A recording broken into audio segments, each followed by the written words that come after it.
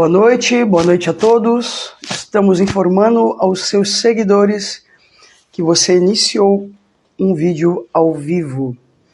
Hoje, uma super live com a fonoaudióloga Juliana Mori, que vai tratar sobre a explosão de diagnósticos da pandemia e os efeitos do isolamento social na constituição do sujeito falante.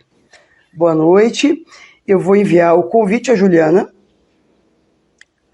nesse exato momento. Pedir para ela entrar.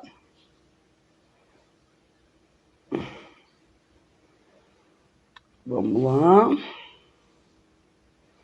Vamos localizar a Juliana Mori. Vamos ver se não localizar.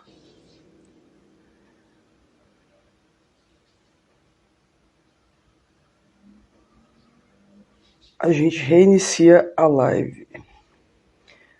Tentando localizar a Juliana aqui. Achei.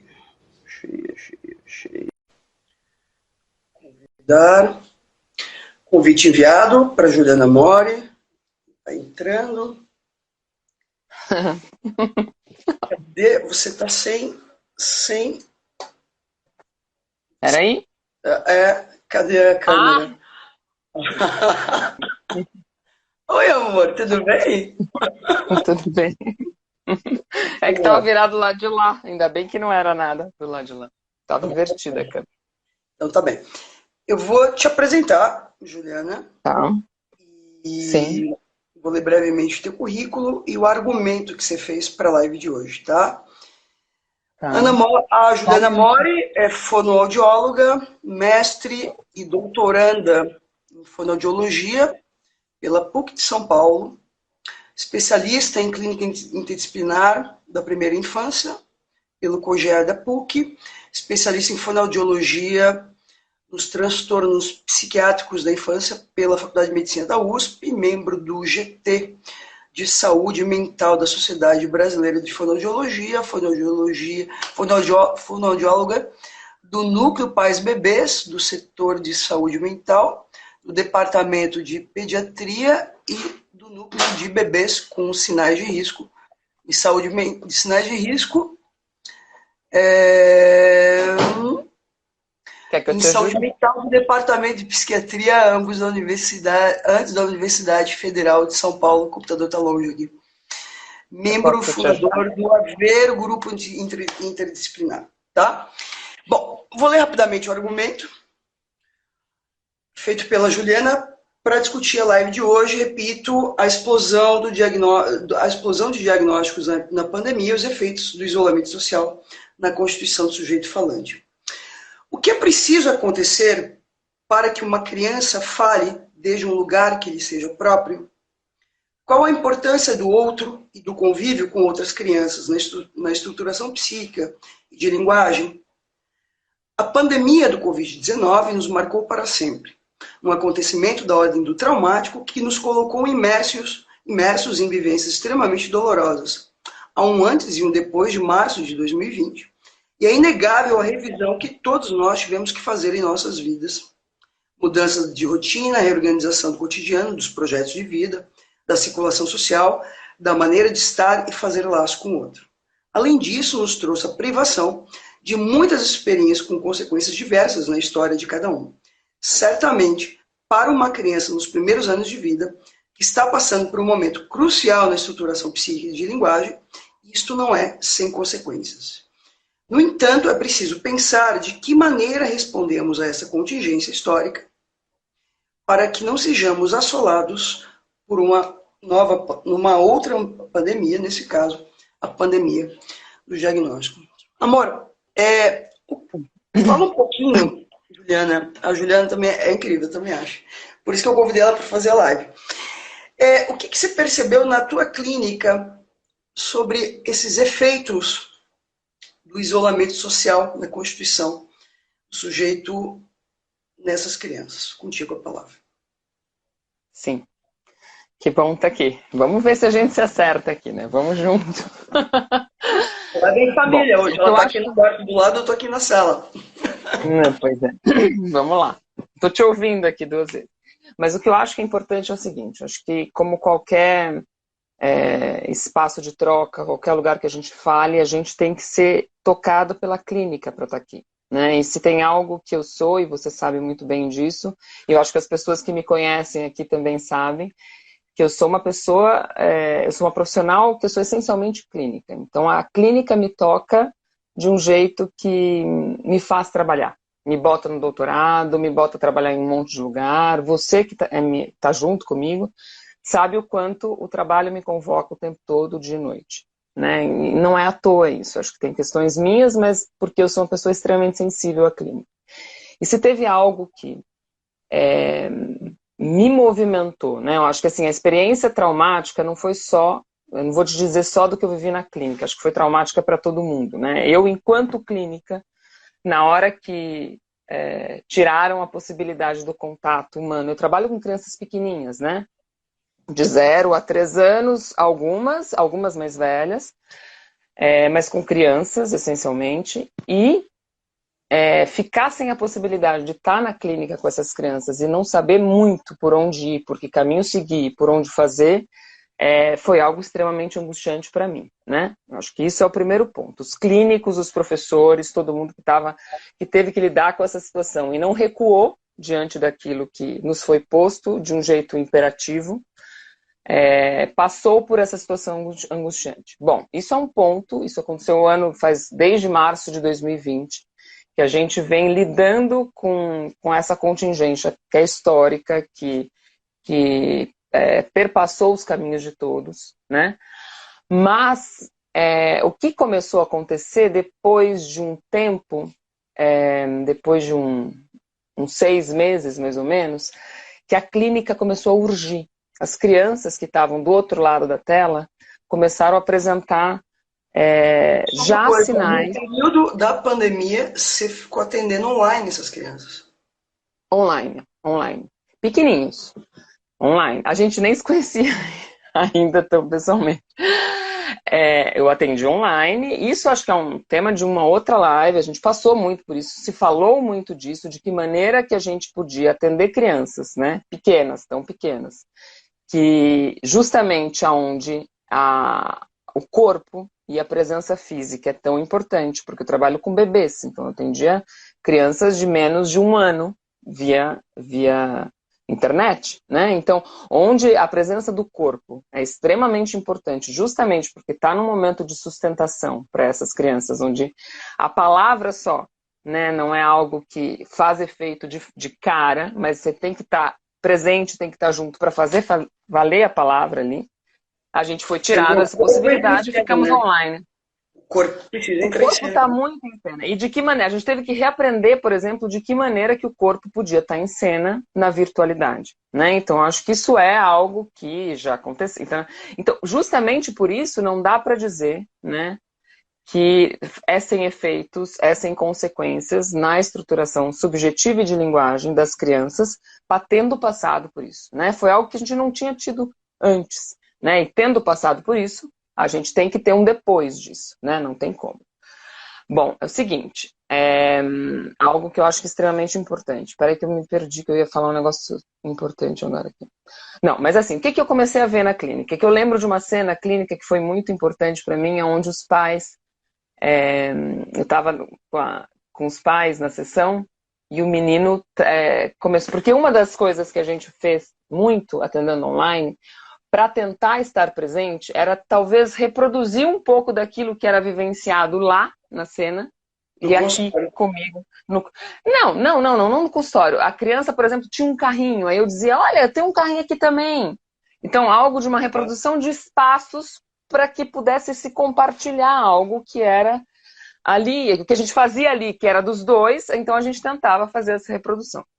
E uma das vezes, o que começou a acontecer com este menino em específico, é que a hora que eu dizia, olha o que eu tenho aqui, que era uma coisa que a gente brincava sempre muito, ele começou a se angustiar demais e a chorar repetidas vezes nas sessões. Em uma das sessões, que o choro era incansável, eu disse para ele, para o pai, eu disse, o que é que vocês vão fazer amanhã?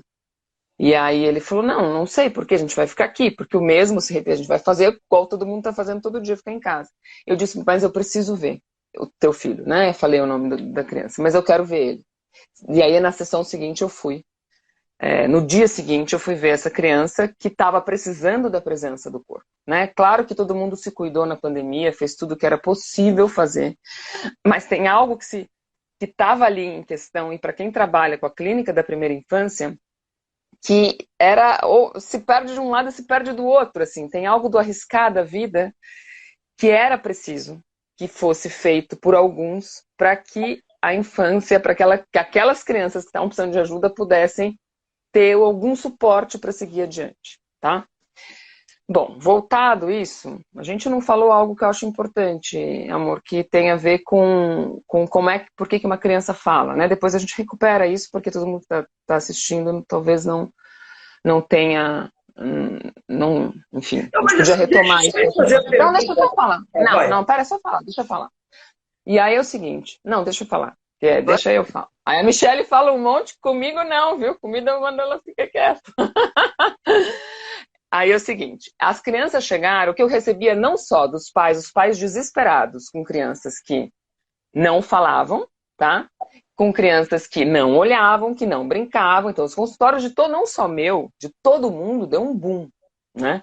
Deu um boom e pais desesperados, não à toa, porque começaram a ver que aquilo que era esperado, né, pro desenvolvimento do seu filho não acontecia. Pais que tinham filhos mais velhos, que já viram, bom, meu filho mais velho acontecia isso, acontecia aquilo, com esse daqui não tá rolando. Não acontecia.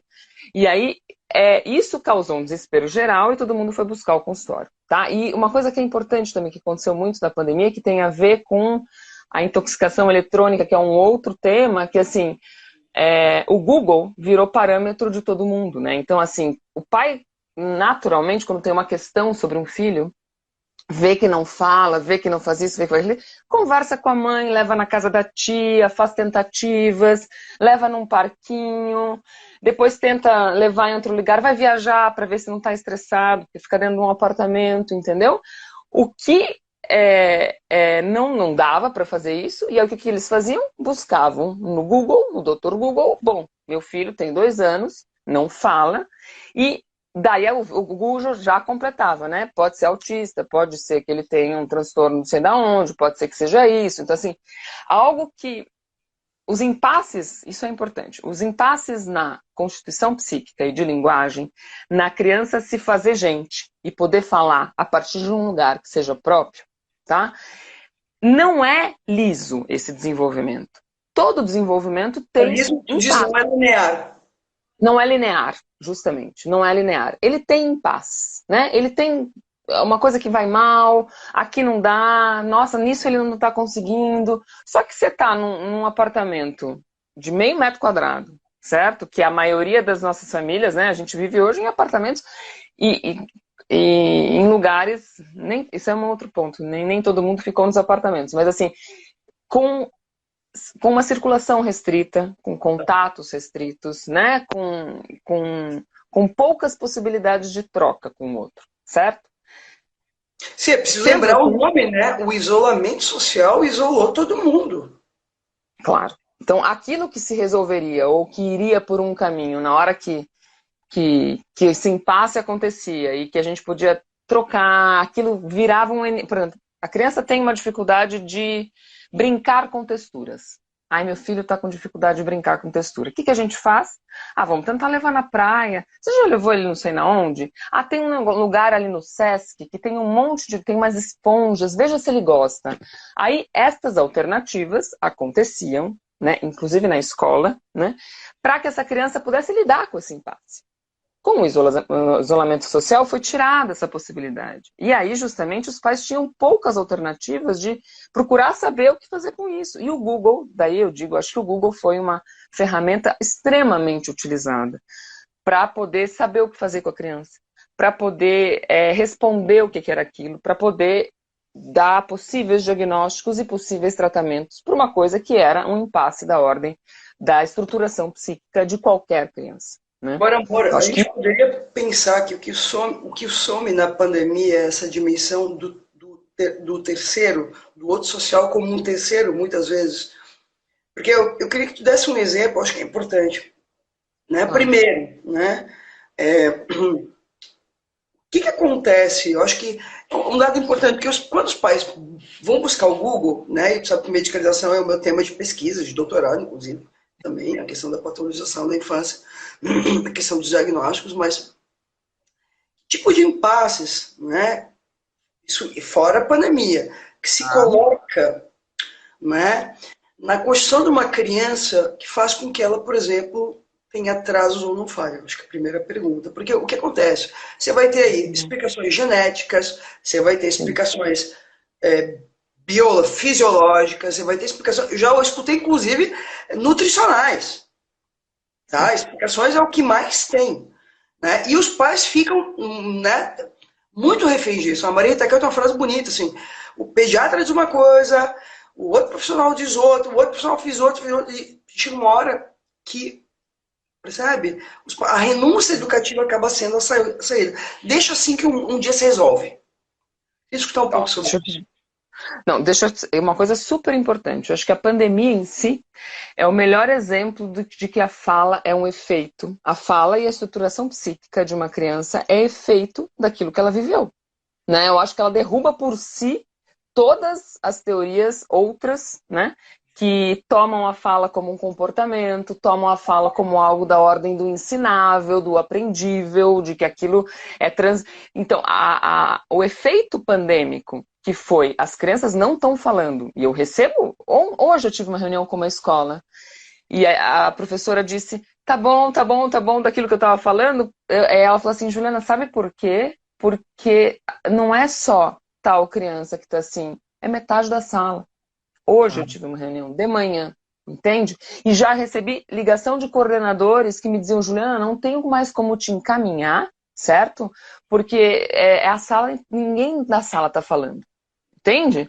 Recebi uma mãe semana passada, cara, que o menino, é muito interessante isso, que é um exemplo clássico. Ela falou assim, o menino brinca, fala, ele não tem uma questão psíquica tão importante, né? Não tem uma questão da estruturação da subjetividade desse menino. Então, o menino que brinca, que entende, que faz isso, que faz aquilo, aí a mãe angustiada em casa falou, bom, vou botar na escola, né? Agora que liberou, vou botar na escola. Aí ela fez essa leitura. Ela falou assim, tá, mas ele foi pra escola, todo mundo assim? Se a gente, na hora que entende, compreende a fala, ninguém tem a dimensão daquilo que mexe por onde sai o som, as crianças falam menos hoje de máscara. As crianças brincam em silêncio. Porque a máscara para uma criança que acabou, a gente sabe, a gente se incomoda com a máscara, porque a gente sabe o que é viver sem máscara, certo? Eu tenho pacientes que sentem que tirar a máscara é tirar uma calcinha, uma cueca, porque é parte do corpo. Que Porque nasceram com máscara, né? mal nasceram, viram todo mundo de máscara, certo? Porque não podiam contar, viram as pessoas com máscara e botaram uma máscara para sair de casa, certo? Então, quando tira a máscara, é tirar uma parte do corpo. Então, elas não têm esta dimensão na hora da Constituição. Então, assim, que impasses podem acontecer, eu acho que a pandemia é o que derruba qualquer outra teoria que não seja que a fala e a relação com algo, que o sujeito não nasce pronto, certo? E a fala não está ali numa caixinha preta, que ela depende das experiências e das relações que ela vai estabelecendo com os demais. Né? Então a pandemia minimamente fez isso de bom, que deu para mostrar para a gente a importância da troca e do outro, certo? E que, enfim, tem efeitos diversos, né? Dependendo da idade, diversos em cada criança. A fala em si, fala. Pode falar, Eu queria só pergunta. fazer uma questão, né? Alguns pacientes que eu recebi no consultório antes da pandemia, que chegaram com Tá, graves na Constituição. tá. Uhum. E eu queria retomar uma cena corriqueira dos dias atuais, que é anterior à pandemia, né? Tá, Que a gente também entra na questão de uma discussão, não sei se vai dar para entrar, conduzo da maneira que tu achar melhor, tá? tá. Da explosão de diagnósticos de autismo Sim, produzidos pelo excesso de eletrônicos. Por exemplo, cena que eu vi aqui na Paulista, cena que eu vi em Blumenau. Bebês sim. pequenos sendo carregados no carrinho com um celular na frente da criança. Quer dizer, algo aí, né, do eletrônico sendo o instrumento de relação do adulto com a criança. Porque aí isso também já toca numa outra questão. Tem algo anterior que aconteceu com as famílias, Sim, né? concordo. Que é anterior à pandemia, mas que com o estouro da pandemia, aquilo crítico está Sim. um pouco sobre isso. Porque quando a gente fala no entrave da Constituição, isso também implica no entrave do encontro dessa família com essa criança. Tá. Do entrave do encontro? Sim, acho que sim. Acho que a Tá, tem um pandemia. entrave, claro, tem um Sim, entrave aí, claro. seja pelo lugar fantasmático que essa criança ocupa, seja no Sim. momento que ela nasceu, seja porque é o segundo filho, seja porque é o terceiro, seja porque o casal estava se separando no momento que a criança nasceu, seja porque a mãe descobriu uma traição no meio do caminho e desinvestiu na criança. Quer dizer, os motivos são inúmeros. Mas, ó, acho que é importante. O que a pandemia faz, na verdade, o que é próprio de uma situação típica de uma pandemia dessa ordem, pandemia, né? Algo da grandiosidade que isso foi, que ela nos colocou um imperativo que nos fez também suspender essas coisas que são da particularidade de cada família, né? Então, assim, o que é uma traição diante de uma pandemia? A gente não vai morrer, vai todo mundo ficar na mesma casa, vamos se ajudar e tá ali. Isso é uma coisa que eu percebi em muitas famílias, entende? Então, assim, a pandemia deu uma sugada naquilo que singularizava a relação de cada um com o outro, né? Que era a mesma coisa que eu ia falar em relação ao diagnóstico antes Por e que outro lado, você me foi um cortou. período só recorde de separações conjugais. Só para te Exato, lembrar isso. também. Sim, mas daí por outras vias, né? Então, assim, tô falando assim, a gente vai. Deixa eu só voltar, amor, porque assim, a gente tem, diante de um impasse, seja ele qual for, da ordem da família, da ordem da criança, a gente faz uma leitura em cima do impasse, certo? A gente faz uma narrativa em cima do impasse. E que tem a ver com o que veio antes e o que vem depois daquilo que vinha sendo construído na minha vida, certo? A pandemia, a hora que ela chega, ela assola um pouco as questões que vinham sendo trabalhadas, certo? De todas as ordens, da criança, dos pais. Então, assim, a gente tinha que dar conta. E a gente pode falar disso, sabe por quê? Porque a gente viveu na pele. Eu tive que dar conta, você teve que dar conta. Eu olhei, eu trabalho muito em consultório. Eu falei, meu Deus, o que eu vou fazer? Como é que faz isso? Como é que olha pelo celular? Como é que faz isso? Eu chorei dias a fio. Eu não conseguia atender na sequência. Eu resisti, eu fiquei no consultório uma semana com todo mundo nem sabia o que era máscara, a gente não sabia o que era. E aí, depois que eu fui aceitando que tinha pandemia, eu demorei uma semana para entender que dava para atender online. Foi muito, no início, acolhendo os pais, uma demanda deles e fazendo uma proposta inusitada. Assim. Então, assim, todo mundo teve que se reinventar. Todo mundo teve que refazer os modos de estar com o outro, seja com o outro, porque assim também, uma coisa é você ver o teu marido só de noite, outra coisa é você ter aquela pessoa o dia todo do seu lado, tendo que negociar aquilo que você negociava e brigava de noite, que você já estava cansado e dizia, tá bom, vou dormir. Você tem que ficar o dia todo com aquela pessoa e no outro dia também, e no outro dia também, e no outro dia também, aquilo vira um estorvo e aí explode, né? Mas voltando um tanto para as crianças, né? E que tem muito a ver com isso, porque por nós adultos termos sido convocados a dar conta de tudo, né? Os que não deram conta de tudo, que eu acho que foi a maioria, mas os que se deram conta de que não iam dar conta de tudo são os que estão melhores, né? Porque assim, a gente tentou dar conta de tudo. E aí nos fez algo que foi assim, estar em todos os lugares sem estar, né? Na verdade. Então, assim, o que eu quero dizer com isso? O trabalho, a gente estava, às vezes, de corpo físico, mas pensando em outra coisa. A gente estava no trabalho, mas, na verdade, preocupada se o filho tinha dormido. A gente estava fazendo almoço para o filho, mas pensando na reunião que tinha que entrar às 2 da tarde. Só que uma coisa é você estar numa reunião de trabalho e estar viajando, pensando na briga que você teve com seu marido, no dinheiro que não fecha a conta no final do mês. Outra coisa é você não estar de corpo e psiquismo presente nos cuidados com uma criança pequena. E que isso aconteceu muitas vezes. Isso não é sem efeitos. Na hora que você cuida de alguém. Alguém que, na verdade, está precisando daquilo para viver, né? Para continuar vivo, para Mas, continuar amor, seguindo. está falando um pouco, porque eu acho que tu toca num ponto importante. O trabalho também invadiu o ambiente doméstico. Porque, Sim, veja, antes da pandemia, os pais trabalhavam, mas quando sim, chegavam no trabalho, de alguma maneira reservavam um tempo sim, para estar com os sim, filhos. Quando estoura a pandemia, é quase como se eles ficam trabalhando home office full time, né? sim, Full time, sim, né? sim. E isso não é sem efeitos. Não, isso não é sem efeitos, né? Voltando para as crianças, assim, não dá para dizer que dá na mesma. Que a gente teve todas essas mudanças na nossa Não, vida. porque não? Porque E a as criança, crianças veja, mas continuam. também tem um outro ponto. A criança, a presença da criança também fica demais para os pais. Porque, veja, eu tive pacientes que a filha ficava pai, pai, pai na porta. E o cara trabalhando numa multinacional, numa reunião na Alemanha, e a criança batendo na Claro, porta. Inclusive tem uma propaganda, propaganda não, uma situação de um jornal, de um jornalista, que a filha claro, entra no estúdio e a babá entra atrás resgatando a menininha, né? claro, claro. Porque os pais também ficaram meio tomados pelo excesso de coisas que eles ficaram sobrecarregados. E aí é como se eles também se tornaram indisponíveis psiquicamente para estar Exato, com seus filhos. exato, exato.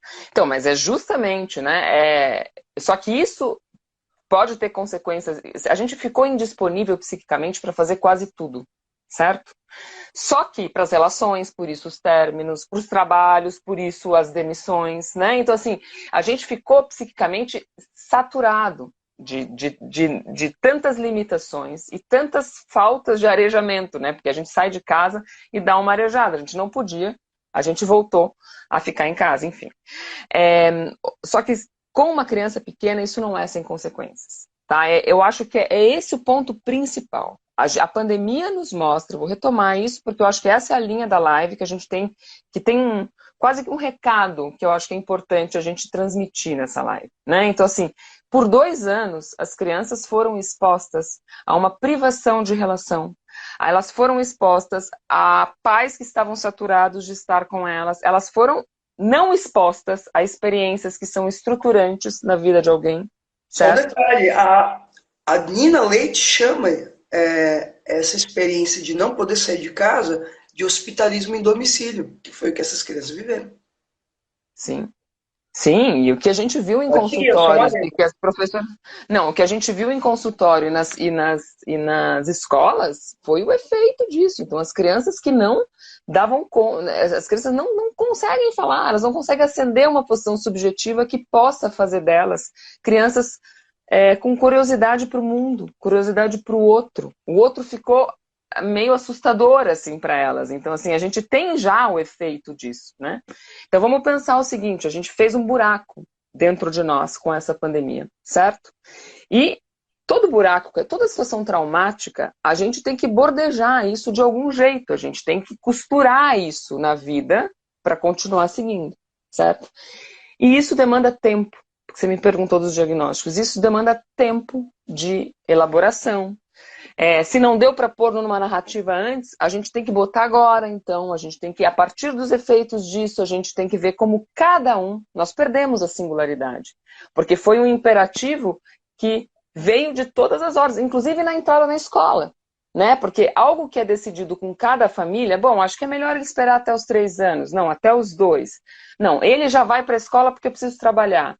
Que marcava a história desse sujeito com a pandemia foi um imperativo do governo. Está liberado, todo mundo foi para a escola, independente da condição psíquica dessas crianças, independente da disponibilidade para o outro. Né? E a gente viu os efeitos disso também, crianças mordendo, crianças É o problema dos agressivas mesmo. tratamentos pré-porter, que a Sim, mesma vai para todo metodologia mundo. serve para todos. Ou Justamente, seja, serve isso para todo mundo. elimina o que há de singular e particular em cada sujeito. Sim, que é o que a sair. Então, mas isso nos dá uma pista muito importante, né? Porque assim, a gente teve de todos os lados, claro que nem todo mundo estava, a gente foi submetido às mesmas condições, acho que é importante lembrar disso, né? Mas a gente não tinha, nem todos tiveram as mesmas condições de lidar com a pandemia. Claro que teve família que foi para a praia, para Miami, teve família que botou professor particular na criança, teve família que tinha babá, família que não tinha. Então, assim, isto também tirou algo que é super importante, que assim, a criança, a gente tinha um jeito de funcionar meio igual, né? Vamos falar de nós aqui, não precisamos comparar com outras culturas, né? Mas as crianças nascem, hoje os pais trabalham, as mulheres pouco ficam em casa, chega um determinado tempo, tá todo mundo que tem filho de 2 anos e meio tá vendo escola para os filhos, né? Às vezes antes, às vezes depois. Então tem um funcionamento que não é da ordem do imperativo, mas é algo que ajuda a gente a fazer laço com o social. Né? Então, cada um à sua maneira, mas tem um funcionamento que é um tanto geral de como é que a gente cuida das crianças, como é que a gente põe na escola, né? Então, isso foi acontecendo. Nos foi tirado essa possibilidade, certo? E aí, o que acontece? Cada família lidou do jeito que pôde. E aí veio uma individualidade de cada um, e uma condição de cada um de lidar com a pandemia que também produziu marcas e diferenças na vida dessas crianças. Então, aí quando voltam para a escola a partir de um imperativo, a gente tem crianças, o que vinha mais ou menos da mesma forma, assim, não, com essas crianças a gente faz isso, com essas crianças a gente faz aquilo. Não, agora crianças assim fazem tal coisa. A gente não teve, certo? Cada um funciona de uma maneira. Porque quem estava na praia brincando teve experiências outras. Quem estava em casa com o filho maior, que a mãe estava preocupada na adaptação, no filho maior se alfabetizar, ficou um vazio para esse bebê, certo? Então, cada um teve uma história muito particular e essa mediação com o social foi muito impossível de ser feita, assim, sabe? A gente não fez tentativas de contato. Uma criança que vai para a escola com 2 anos e meio já foi para a festinha, já foi para o parque, já foi para um monte de lugar. Então ela saiu de uma coisa que era... Ali eram regidas as regras da família, certo? E foram para a escola. E a escola, inclusive, é uma das instituições que foi mais exigida, né? E chicoteada com a pandemia, né? Tanto na pandemia quanto no retorno. Tanto na pandemia, tanto com a pandemia como no retorno dela, né? Porque na pandemia, o que eram aquelas professoras, por exemplo, fazendo histórias, fazendo das tripas coração para poder manter aquelas crianças. Se a gente que é terapeuta, né, teve dificuldade de manter uma família podendo olhar a singularidade daquele paciente, né, já foi difícil. Imagina um professor que tinha 5 crianças de 2 anos tentando fazer história para todo mundo ficar interessado. Entende? Então, é muita discrepância de funcionamento, é muita discrepância de cada um. E aí, quando voltou, inclusive, assim, foram exigidas dos professores que eles voltassem antes da vacinação, né? E aí é um outro tema, né? E aí, quando voltaram e estão tendo que dar conta desses restos, esses efeitos, na verdade, da pandemia. Mas, agora, que efeitos que produziu? Porque o título é claro, né? Além dos atrasos de fala, crianças que não chegaram nem começar a falar. Né? Porque também, eu acho que também tem uma outra pergunta, né? Quando falou da curiosidade, o que faz com que uma criança comece a falar e o que faz com que uma criança tenha curiosidade? Primeira questão. Segunda, né? Que efeito, assim, como é que essas crianças chegam na clínica? Que dificuldades que aparecem? Porque teve várias pessoas aqui nos comentários que colocaram a seguinte questão: e essa epidemia de TE nas escolas, são falsos positivos? Teve uma pessoa que fez essa pergunta. Queria escutar um pouco sobre isso. Então, bom, acho quatro perguntas ao mesmo tempo, tá? Bastante. Se eu não for respondendo todas, você me recupera. Vou talvez começar pela última, que é algo importante que você disse. Porque, assim, uma coisa é a gente considerar os efeitos de uma pandemia na constituição psíquica e de linguagem de uma criança. O que eu estou falando quando eu estou falando de constituição psíquica e de linguagem de uma criança? Eu estou falando que uma criança não nasce pronta. Ela se forma na relação com o outro. Na medida que a relação com o outro foi privada ou foi afetada pela pandemia, pelas condições pandêmicas, isso teve efeito nas crianças, tá? Isso é um ponto.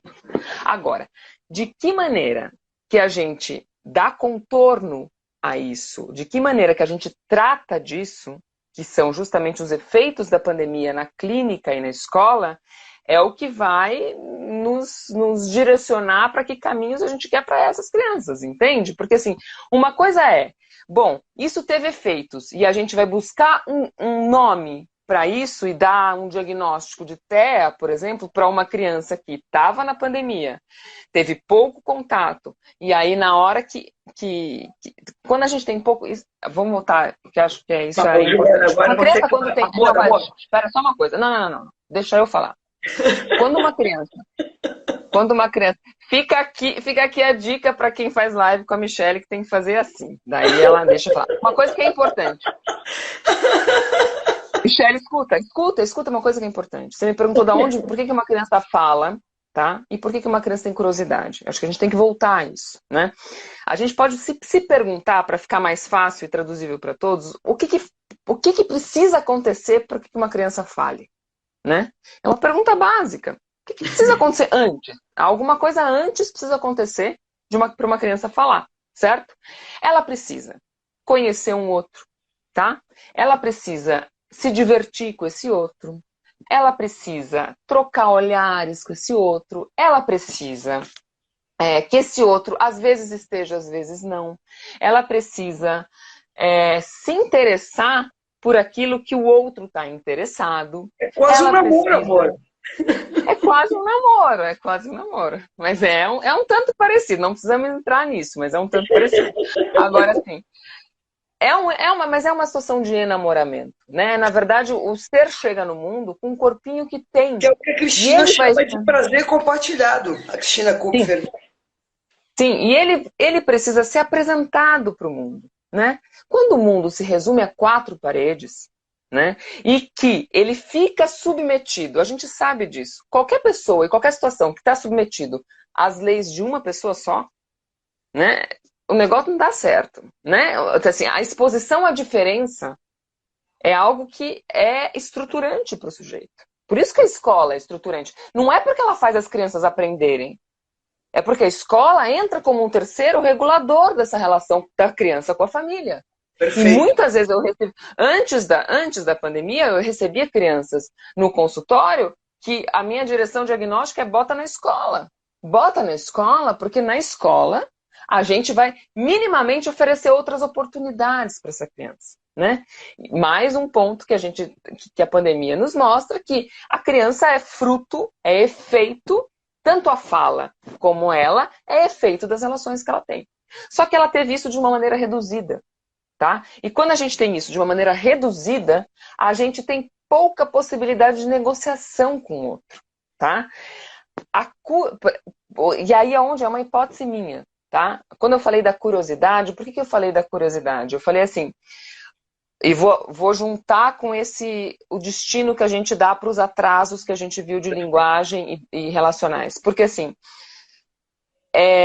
se diante de um impasse, voltando naquilo que a gente falou antes, diante de uma dificuldade, diante daquilo, a gente busca respostas prontas, a gente tira a possibilidade do sujeito de falar mais sobre isso. Então, um impasse é uma possibilidade que o pai e a criança têm de...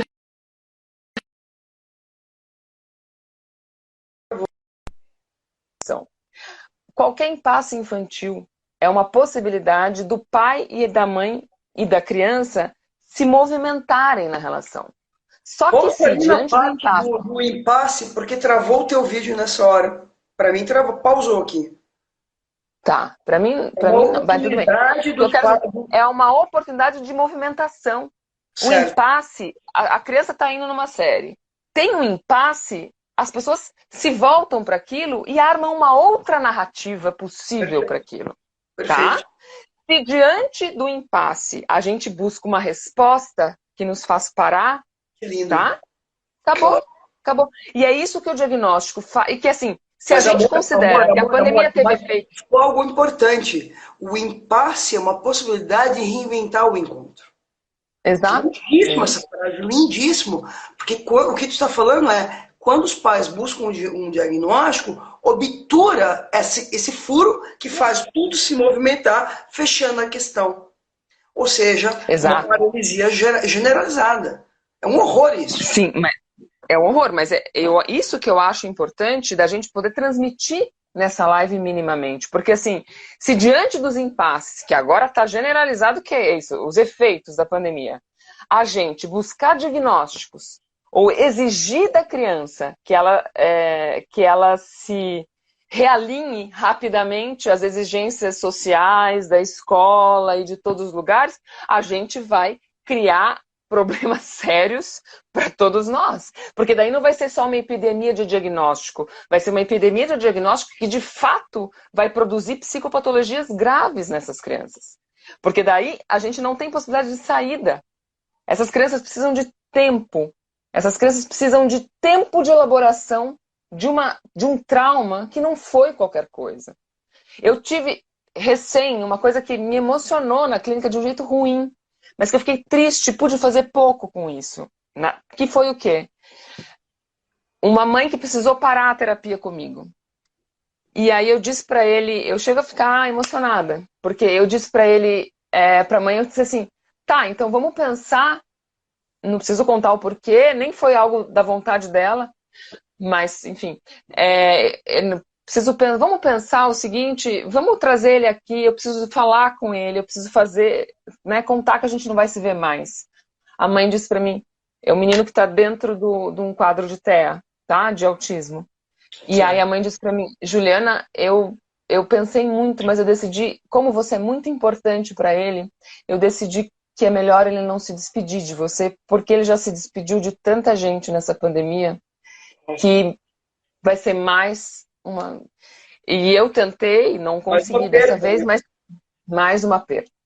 Então, é algo que, assim, é quase que, assim, não acho que deveria ser assim, mas é quase que compreensível uma mãe que não aguenta mais ter que explicar para o filho que as pessoas não estão.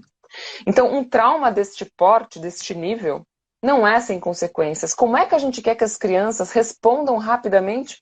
Agora, em 2 meses de contato, as escolas ficam desesperadas porque tem pai. Mas, amor, eu acho que toca num ponto importante. Veja, no início da live, fez uma colocação importantíssima. Tu disse assim, eu demorei a me adaptar às mudanças da pandemia. Eu resisti a essas mudanças.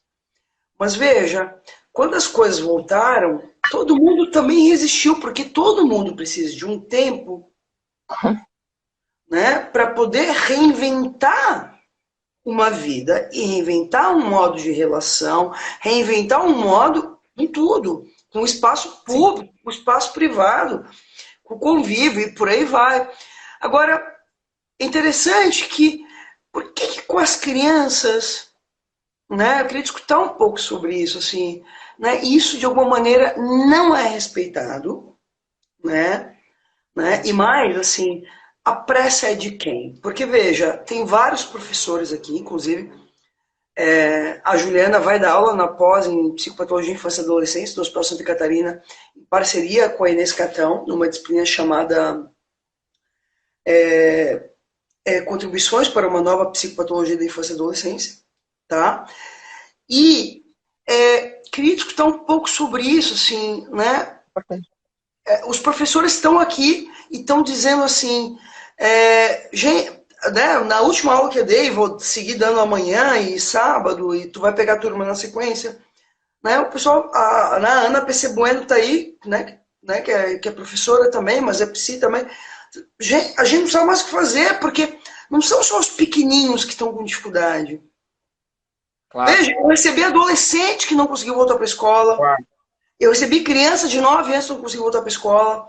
Quer dizer, foi generalizado. Adultos que não conseguiram voltar para o trabalho presencial. Que optaram seguir no home office. Isso não diz respeito somente. Quer dizer, não incluiu apenas as crianças. Se colocou sobre todos. Mas quando se fala de uma criança, eu queria escutar um pouco de quem é a pressa, amor. Sim, não é só de quem é pressa, é um ponto super importante, porque assim, eu acho que parte até da noção que a gente tem de infância, né? Daquilo, de como é que a gente considera as crianças, de como é que tem algo da ordem dos traumas infantis que a gente de fato esquece quando a gente vira adulto, né? Então, assim, pra gente ser mãe e pai, porque a gente sofre com isso. Nós crianças, nós quando fomos crianças, passamos por coisas e que para seguir adiante a gente precisou esquecer algumas outras. E isso faz com que a gente olhe para a infância como um lugar florido, um lugar que da verdade não tá entendendo tanto, não está sofrendo tanto, que é uma coisa distante. Então, assim, é um jeito até, é como se fosse como é que chama naquela música da Marisa Monte? Um vilarejo, sabe? Um vilarejo no meio de uma guerra. É como se fosse um vilarejo onde, bom, ali estão as crianças. Inclusive, às vezes usada, tá? Pelos pais, assim, um pouco como num momento de relaxamento, sabe? Do tipo, que bonito que é isso que ele faz. Então, assim, tem uma certa beleza que recobre a infância no geral. E isso, infelizmente, às vezes faz a gente ensurdecer aquilo que elas gritam para ser ouvidas, né? A gente não escuta as crianças. E na medida que a gente não escuta as crianças e não coloca elas na cena, porque assim, uma coisa é proteger. Eu não estou te ouvindo, você falou, eu não ouvi. Não, Mas bonito, bonito. uma coisa é proteger a criança, tá? De digamos assim, traduzir de um jeito bacana, não precisa falar tudo para a criança no sentido da verdade nua e crua, mas... Proteger a criança das adversidades do mundo. Exato, mas eu acho que poupar um tanto, a gente poupa uma criança que é da ordem desse cuidado estruturante também. Uma coisa é isso, outra coisa é quase dissociar a criança da realidade, tirar ela da realidade e colocá-la num mundo à parte, que foi o que aconteceu nessa pandemia. E daí, na medida de que a gente não escuta, eles gritam. Eles gritam e aí eles gritam com o corpo, eles gritam parando de falar, eles gritam e não se adaptando ao social novamente, eles gritam mordendo as crianças na escola. E, de alguma maneira, a gente vai ter que ouvir. Né? E por isso que eu acho importante, amor, a live no sentido de falar sobre esse tema. Porque nós clínicos estamos sendo convocados o tempo todo para me ajudem o que eu faço com isso, porque meu filho não fala.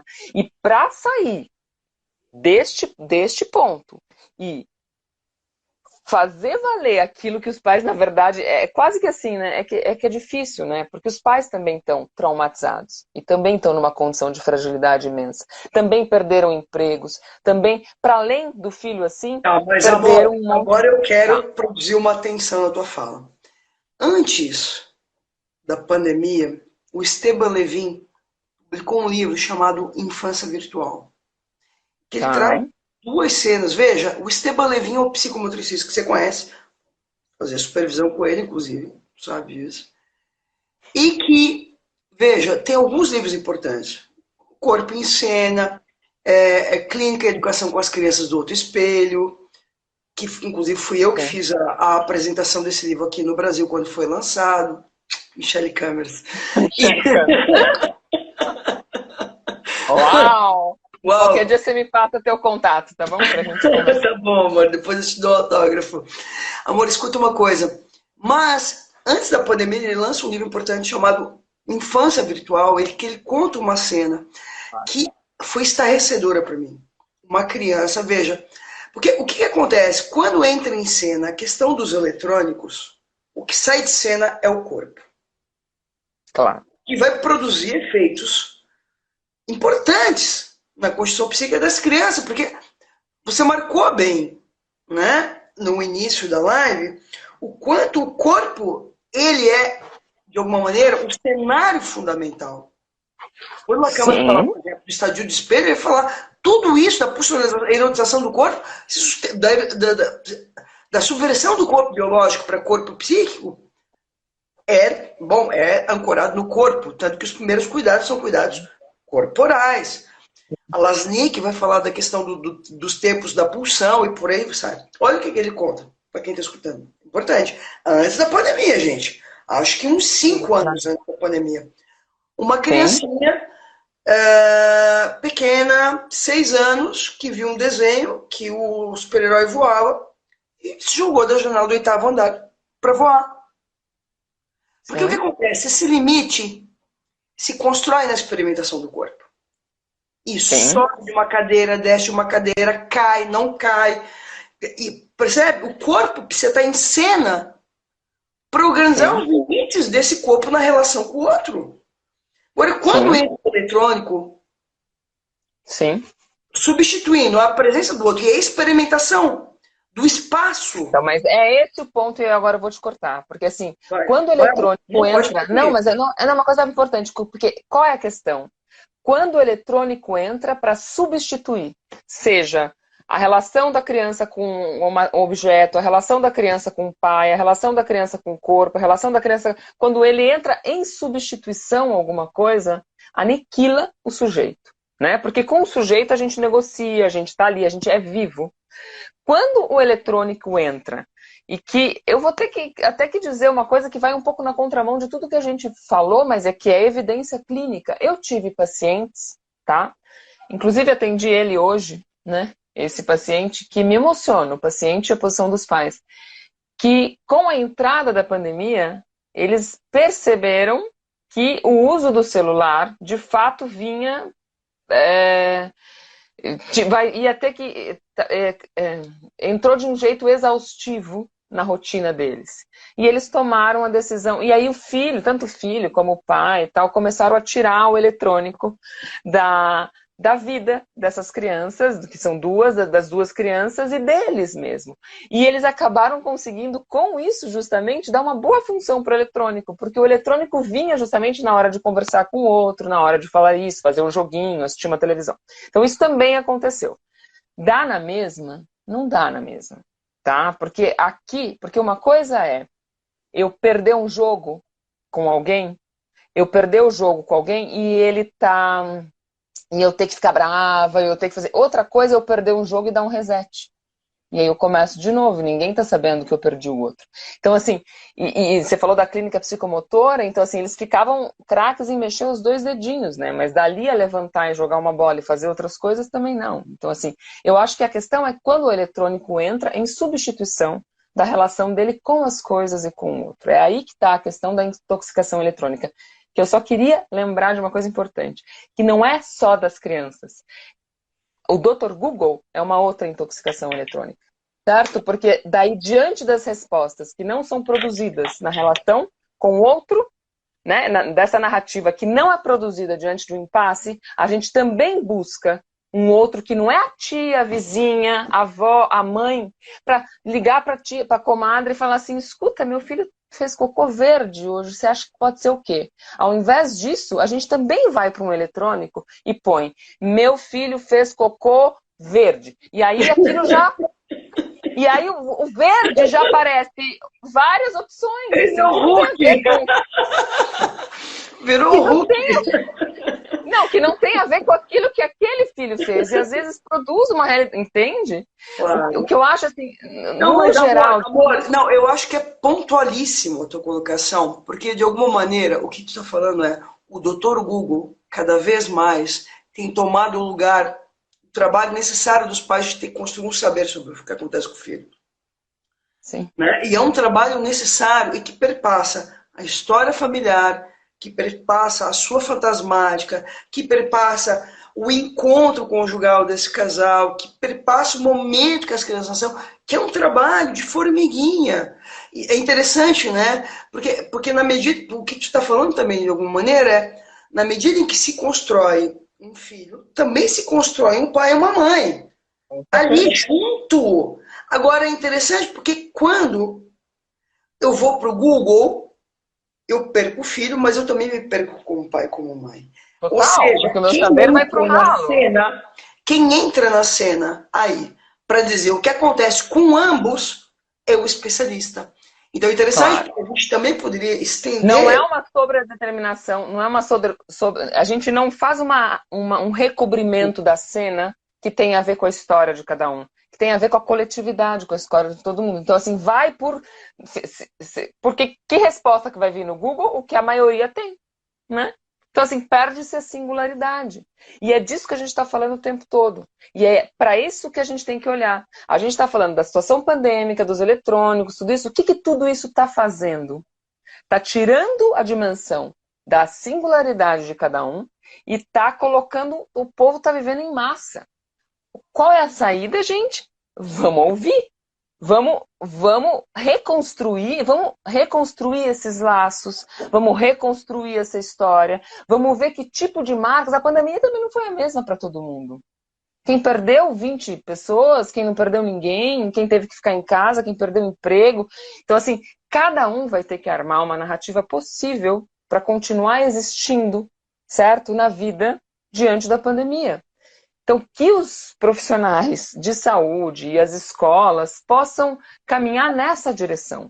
E não fechando, e não cortando, e não tirando a possibilidade dessas crianças, mais uma vez, e desses pais, de armarem uma narrativa sobre si, sobre aquilo que aconteceu com eles. Claro. Tá? Mas aí eu acho que também, amor, entra um outro ponto importante. A Marizilda, inclusive, comentou em algum momento o quanto o trabalho... Mas aonde que estão os comentários? Porque amor, vendo, só aparece para mim, sei lá por quê. Ah, tá bom. Não sei, amor, depois tu vê. Mas a Marizilda comentou em algum momento o quanto o trabalho em equipe, ele deu sustentação aos profissionais, tá? Queria retomar algo importante, porque a Marizilda traz algo precioso. A Marizilda é da equipe da Juliana, enfim. Minha amiga e colega, querida. Sim. E a mãe dela é ótima, adoro a mãe dela. Escuta uma coisa, que tem 90 e tantos anos, tá, pessoal? Uma velhinha... Não, você tá... Amor, tá bom. Tá. Eu já tô confundindo as situações? É uma outra Mari. Tá bom. Pessoal, eu confundo aqui. Tem tantas Maris que ligam pra Juliana aqui. Maris, todas me perdoem, tá? Vamos lá, eu amo vocês. Maris, volta lá. Mas a Mari, que comentou aqui na live, trouxe algo importante, tá?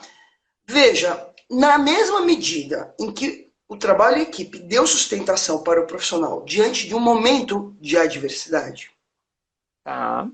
Veja, os pais também perderam, e já vem perdendo, aqui eu vou retomar um pouco a Hannah Arendt, já no decurso da história, a partir da modernidade, uma sustentação para o exercício da sua parentalidade, que cada vez mais vem sendo roubada pela cena do especialista e, portanto, Sim. do diagnóstico e, portanto, da medicalização. Ponto. Tá? Isso é algo importante. O que acontece? Me parece que a escola hoje, me parece que são duas instituições que são fundamentais para uma criança que sofrem com isso, que é a família e a escola. E a escola, e de alguma maneira a escola cada vez mais exigida, e os professores, porque eu também atendia professores durante a pandemia, e olha, a escola foi avassaladora e foi cruel com os professores. Não respeitou os professores e também não respeitou os alunos, porque os pais também estavam na pressão. Numa certa lógica capitalista. Ei, vamos voltar. O que eu queria te propor, amor? Veja, não sei se vai dar tempo, acho que não, são 15 para as 10 já. Tá. Queria te propor uma próxima live para falar um pouco sobre a função da família e da escola. A gente falou ontem que eu tinha certeza que não ia dar conta do tema hoje. A função da família e da escola. A gente falou um monte de coisa, sabe que eu lembrei de uma frase, eu vou fazer estilo Michele Câmeras aqui, porque eu lembrei de uma frase do Chico Buarque, que ele fala assim, bom, quando eu vou escrever, eu sei exatamente o que vem depois, mas quando eu escrevo acontece outra coisa. O que a gente conversou, agora, o que eu achei que ia falar, não falei nada aqui, entendeu? Nada. Mas tudo bem. Depois eu quero só falar uma coisa que eu lembro. Comentários que é importante. Que live, vocês são maravilhosos. A gente teve quase 150 pessoas hoje, tá? É bastante. Que bom? Né? Agora, ó, a Ana tá falando ali, ó, Ana Percebuano. Ana, te amo.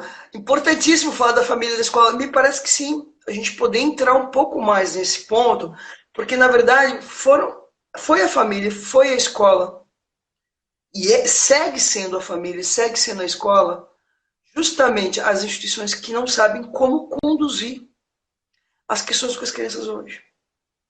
Sim, mas ó, algo importante que a gente tem, e os clínicos, né? Que na verdade, dependendo do clínico e da posição, não foi qualquer coisa. Você começou falando nessa sua fala da importância do coletivo, do grupo, né? Dos profissionais se acolherem entre si.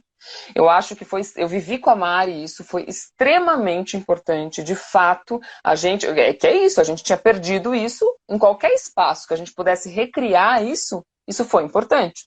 Então, no hospital, onde a gente teve a oportunidade de fazer isso, a gente se acolhia. As nossas reuniões de equipe eram as mais cobiçadas e desejadas, e a gente ia estendendo um pouquinho mais, cada vez mais, para a gente poder conversar, para a gente poder ter com quem trocar. E isso fez com que a gente também pudesse sustentar os nossos pacientes, porque não foi qualquer coisa o que os profissionais de saúde fizeram online. Não foi. E não vou dizer principalmente, porque aí é uma diferença, eu vou falar, mas para as crianças pequenas, escutar esses pais, porque o que a gente fazia, a gente deu conta, cara, a gente ajudou esses pais, não sei como, é quase como fosse da ordem do inusitado, assim, inédito. Deu conta de ajudar esses pais a armar uma narrativa possível sobre aquela cena naquela criança. Eu tenho clareza disso na clínica. Os que ficaram online, eu tinha pais que eu atendia 3 vezes por semana online. Eu tive uma paciente, que infelizmente ela não está aqui, porque eu queria até que ela tivesse, com uma paciente que eu tenho um carinho enorme, e que eu atendi esses pais, não, é verdade, depois eu te conto o caso, mas assim, eu atendi esses pais 3 vezes por semana, pai e mãe, fazendo banho, e o pai olhava no começo ele falava para mim assim, eu quero saber aqui, peraí, deixa eu falar, não, deixa eu só falar, não, deixa eu só falar, o pai fazia assim, ó, Juliana, o que eu faço? A criança fazia alguma coisa, ele não sabia o que fazer com a criança. Ele dizia assim, Juliana, o que eu faço? Eu dizia assim, põe a mão na água. E ele botava a mão na água. Pais completamente desajeitados, assim, na relação com o filho, e que com essa triangulação que foi possível, eles conseguiram se apropriar de um cuidado que também eles não tinham, porque trabalhavam o dia todo. Então, assim, na angústia daquele filho que não falava, daqueles que já não falavam e já tinham questões de constituição, eles tinham que tirar, como é que chama? Água de pedra. E o profissional estava ali, então eles se reinventaram ali também numa posição enquanto pais. E conseguiram dar conta e se reverter, não reverteram assim, se reinventaram. E este caso específico que eu estou falando, eu estou dando alta pós-pandemia, de uma menina que chegou com diagnóstico de TEA. Cara, o que foi isso? Entende? Porque neste caso, então assim, nós fizemos um trabalho, tô falando dos clínicos. Só uma pergunta, Juliana Mori, meu amor. Tem cura? Não vou te responder agora, a gente pode conversar depois, não é uma resposta rápida. A gente precisa de tempo para falar. Sim, mas veja, mas na medida, mas eu acho que é importante para quem escutou a live de hoje, na medida em que a Juliana salienta, existem impasses. E esses impasses são uma oportunidade ímpar para um sujeito de reinventar o seu encontro com o outro. Ela também nos dá pistas. E a partir do que foi falado hoje, estou retomando o que você falou, amor, justamente o diagnóstico vem numa tentativa de obturar esse mal-estar gerado por esse impasse. Não é? Nesse sentido, também poderia dizer que o diagnóstico ele responde muito mais à angústia de pais e professores, escolas, tá? Desses outros que são da criança, né? Que muitas vezes o pai está no direito de querer isso. O pai tem um lugar para querer isso, porque ele não aguenta tanto mais estar sozinho, e por isso que ele vai para a clínica, tá? Mas nós que não podemos responder nessa medida. Claro, nós que não devemos responder nessa medida. Isso, perfeito, né? Nesse sentido, quer dizer, poder também acolher, né, a angústia dos pais, e aí eu acho que a gente poderia também, nessa discussão sobre família e escola, discutir um pouco sobre o trabalho na clínica, pode ser? Vamos ver. Amor, foi linda a live de hoje, viu? Só elogios. A gente teve muita gente, obrigado a todos pela presença, um monte de gente da fono, da psicanálise, da educação, da psicomotricidade, tava, né, acho que foi bem importante. Eu acho que a gente tocou em temas fundamentais. Ó, top demais. Estão pedindo muitas lives aqui para nós. Tá, amor? Obrigada. Eu acho que foi Obrigada. bem importante. Eu acho que... Pessoal, então, agendado, próxima live. Eu vou sentar... agora vocês descobriram por que eu casei com a Juliana, né? Ela é uma linda, mas antes de ser linda, essa mulher é completamente incrível. É completamente incrível, vocês sabem disso. Tá? Quem trabalha com a Juliana sabe, quem, enfim, conhece a Juliana na clínica sabe o trabalho incrível que ela realiza. Tá? Mas o convite foi muito mais pela consistência clínica e pela história que a Juliana tem no trabalho com crianças. Para quem não lembra, ela começa lá no CRIA, começa com clínica e vem sustentando esse trabalho há muitos anos. Né? Isso Eu nem não falei do meu percurso, né? A gente nem falou disso, né? Talvez num outro momento. Mas eu acho que próxima live, na próxima não, live. mas não é porque eu acho que é um tema urgente. Eu na clínica vejo que é um tema urgente. E eu acho que isso precisa ser falado. Nossa, isso é tratar do assunto. Falar sobre o assunto. Essa live é tratar dos diagnósticos que chegam na clínica. Entende? É dar espaço para isso circular. Para as pessoas poderem falar sobre isso. É isso. Claro. Isso é tratar. Por isso que é importante. É isso. Não, e eu queria encerrar a live dizendo, e o diagnóstico, né, e eu queria só fechar com uma metáfora do leito de Procrusto, que tentava adaptar o viajante ao tamanho, do tamanho da cama. Quando a gente tenta fazer isso, ou a gente corta os pés ou a gente corta a cabeça. Ou seja, de alguma maneira, a gente decepa o sujeito. Mas quando se trata de uma criança, não decepa só o sujeito, decepa os pais junto. Ou seja, é grave o que vem acontecendo hoje. Tá? Gente, meu amor, te amo. Obrigado a todos pela presença. Eu vou encerrar a live e daqui a pouquinho a gente já divulga a data da próxima. Tá bom? Sobre o lugar da família e da escola na constituição de uma criança. Tá bom? Depois a Juliana vê o título, porque quem vai falar é ela mesma. Tá bom, pessoal? É eu mesmo. Nunca a gente fala sozinha com você, Michele Campos. Verdade, amor. Eu te amo, tá? Até depois. Também. Beijo.